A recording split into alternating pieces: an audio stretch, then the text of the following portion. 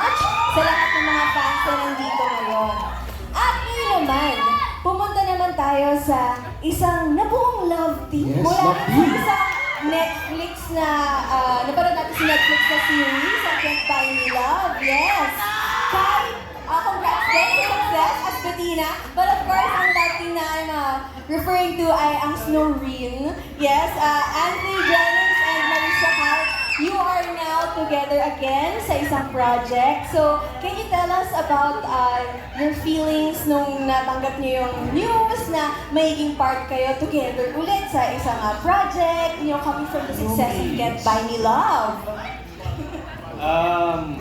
Well, noong una, parang binasa muna namin yung script, tapos nung nakita ko na parang, okay, medyo may glimpse pa rin ng pagka-story. Hindi naman sobra, pero andun pa rin yung fun. So parang, sabi ko makaka-work ko ulit si Marisa. Alam ko naman na masarap katabakan si Marisa.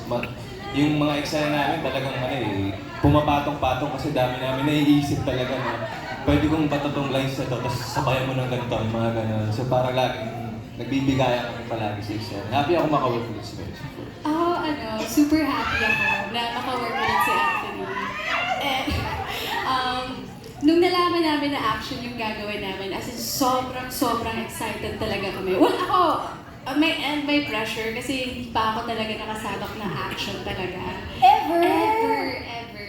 Siguro yung action lang na nagawa ko na dapa, ganyan. Pero, galing niya. mga ganun. Pero dito talaga may intense training. And then, happy kami kasi yung mga scenes na nagawa namin so far, funny. Yan. Nakakaaliw ulit. Kami na naman magbibigay ng happiness. And yeah, excited na makasama ko ulit. Yeah. Nakita nga rin namin sa trailer, may konting kilig parts sa dun. Yes. Sweet. May Teaser abangan. lang yan. Teaser lang. Ano pa kaya yung mangyayari, di ba? But congratulations Thank you. on this project. Yes, okay. Now, let's go to our last two questions. Opo. And this is coming from Alex Brosas of Daily Tribune. And this is for everyone. Kung sino man po ang gustong sumagot.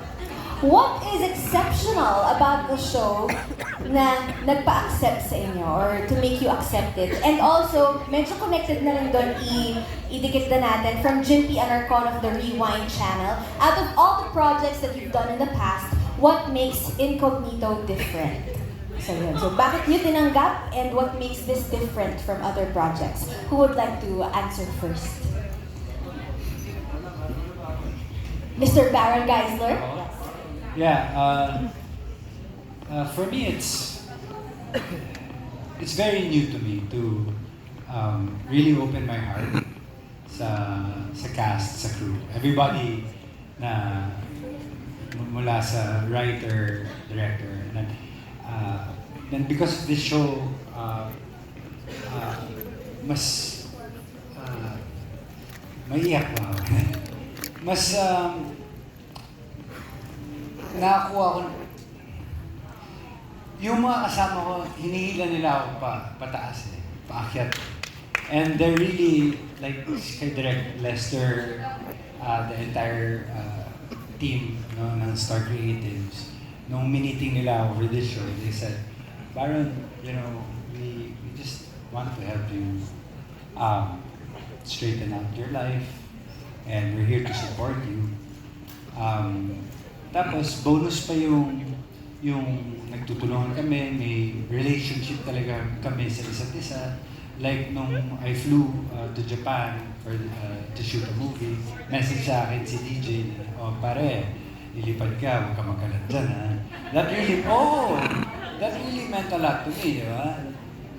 So nakita ko na sobrang laki rin ng changes ni DJ, mature na rin siya. And then si Kuya Ian naman, is my mentor, big brother, na kapag may mga questions ako about life, napaka-deep ni Kuya Ian. Kasi sa age, diba, wisdom puno-puno na wisdom.